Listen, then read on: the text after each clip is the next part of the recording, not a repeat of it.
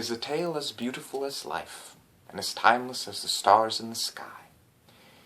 It begins in a small red house, where there lived a little boy. Now this boy was blessed with an unusual power. He had the power of eccentric genius, which meant that he could turn his dreams into a reality.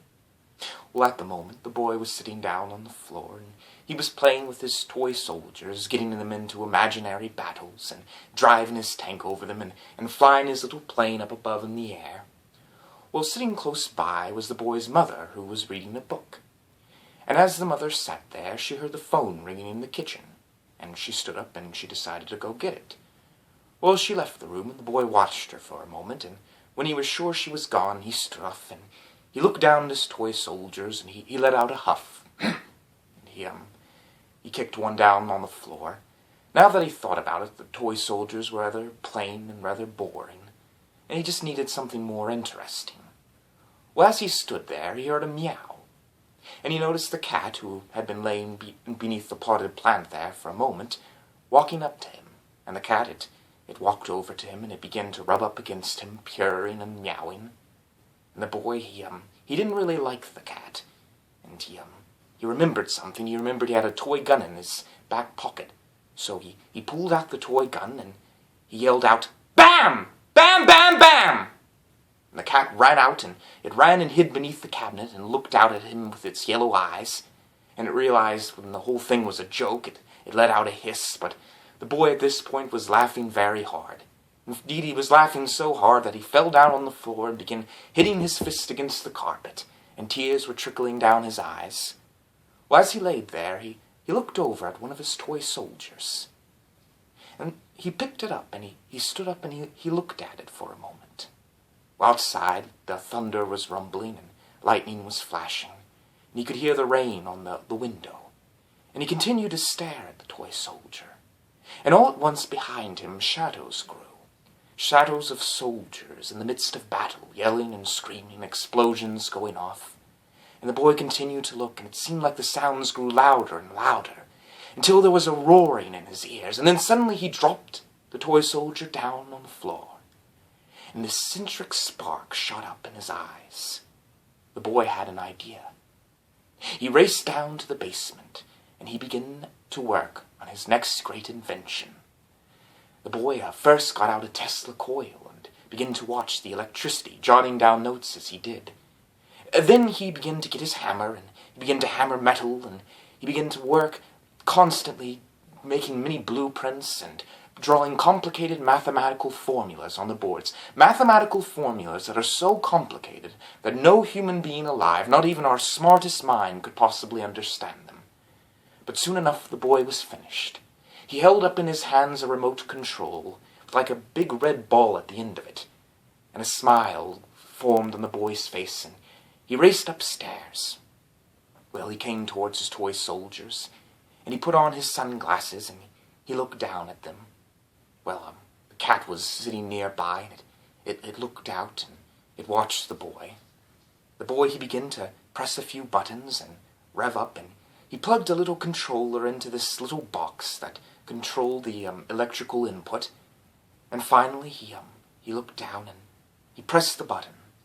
All at once the lights flickered up in the room, and it seemed as if there was a sort of electrical spark in the air, and suddenly, all at once, the lights turned off completely, and then they turned back on. And the boy looked down, and at first he thought that nothing had happened. But then one of the toy soldiers jerked its head, and then another one began to jerk its legs, another one its arms, and suddenly before the boy's eyes all of his toy soldiers had come to life. The boy watched in amazement as the toy soldiers began to look around, and the planes began to fly up in the airs, and the tanks drove around.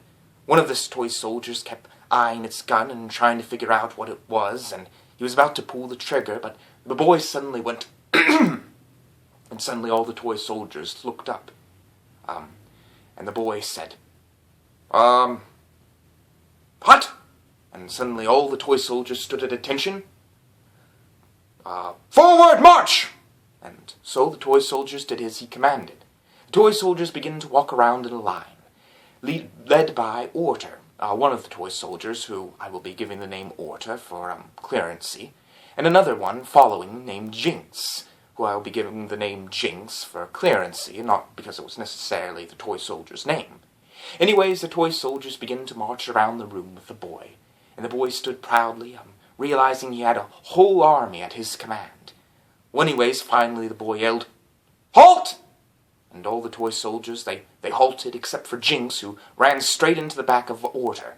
And Orter looked back at him, and he was about to hit him over the head with his gun, but suddenly the boy, he yelled for them to "Attention!" That's what he did. And anyways, all the toy soldiers again stood at attention. And then the boy's eyes wandered over to the cat, and he said, "Attack!" So all the toy soldiers began to run after the cat, and the cat, it let out a cry, and it tried to hide. It ran underneath the cabinet, but the tanks came out, and they began to drive underneath, and the cat made a run for it, but the toy soldiers were surrounding it. And finally the cat had no other choice. It ran straight for the windowsill, and it jumped up, and it just barely was able to make it. And all the toy soldiers were down below, shooting their guns, and the cat was hissing, and the boy was laughing his head off again. He hit his fist on the floor, and he was just so happy. Well, as he was sitting there, he had no idea what was going on in the army.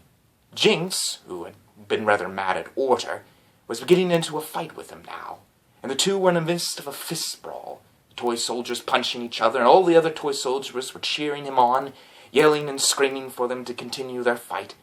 And finally Orter overpowered Jinx. He slapped him one right across the jaws, and Jinx fell down onto the ground, and Orter, he blazed in his triumph. But Jinx, he grabbed his gun, and he raced forward, and he hit Orter over the head.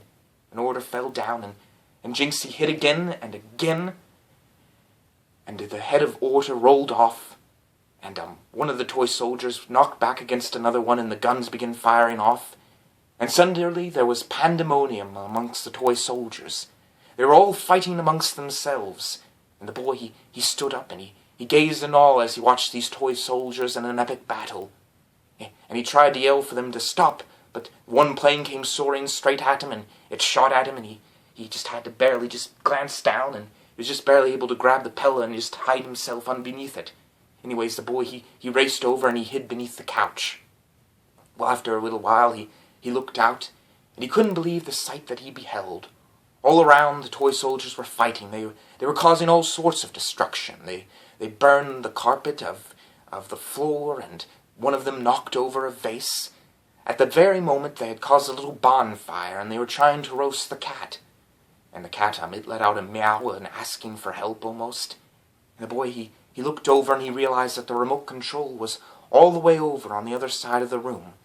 And the boy, he fell back down, and he tried to decide what he could do, but he realized that he was their creator, and it was his job, his duty, to make sure that they did not cause any more chaos.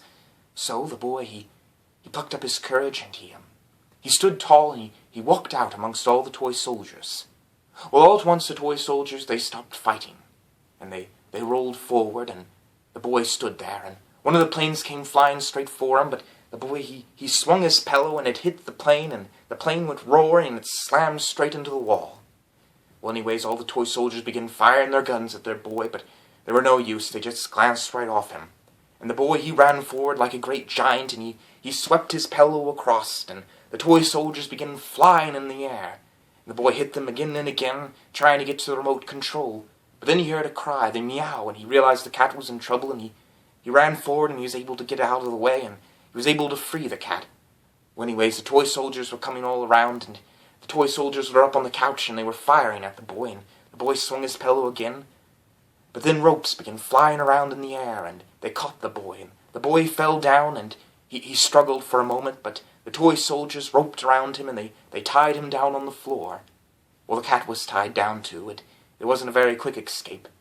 In any ways, one of the toy soldiers, perhaps it was Jing, perhaps it was one of the higher ones in command, began to yell orders to have the boy killed, and all the toy soldiers were getting around, and they were firing their guns, and the boy was trying his best to escape, and he looked over at the remote control, and realized that the toy soldiers were slamming their fist against it, trying to figure out what it was, And the boy, he was trying to free himself. He was trying to gain up the strength. But just then, the toy soldiers, they knocked the remote control down. And it fell down, and it slammed down, and it landed on the floor. And the boy, he broke free from the toy soldiers, and he ran forward, and he grabbed the remote control, and he pressed a button. And all at once, all the toy soldiers began to go even faster. They'd been moving around on the floor, and they were going at super speeds, and the boy saw a whole empire rising and falling before him. And then he realized he'd accidentally pressed the fast-forward button, and so he pressed another button. And all at once, all the toy soldiers began to explode, one by one, each going out with a bang and turning into dust before him. Poof, and poof, and poof, as you would say. Well, anyway, soon enough, all the toy soldiers were dead, just a pile of dust on the ground. The boy looked at the chaos he had caused. The whole living room was destroyed. And just at that moment, his mother walked in. And when she saw the sight, she couldn't have been madder. She took the boy and she put him down right on the chair and made him sit there. And the boy sat there, and the cat walked over and it watched him. Well, the boy happened to have one of his notes, and he was scribbling down his next idea, thinking of ways he could perhaps improve the toy soldiers. But then he saw the cat giving him an angry look, and the boy smiled, and he crumbled up his note and just threw it away. Giving the cat a reassuring smile as if he would never do it again. Although, whether or not he would ever do it again, well, I'll leave that for you to decide. A very strange story from the Fireside Tales library. One that shows us that most of the time our toy soldiers, our statues, our suits of armor, don't come to life. Most of the time there's no giants, there's no trolls. But every once in a while something happens in this world. A little bit of nonsense sneaks in. A little bit of nonsense which I would like to call the magic of the Fireside Tales. As always, sweet dreams and good night.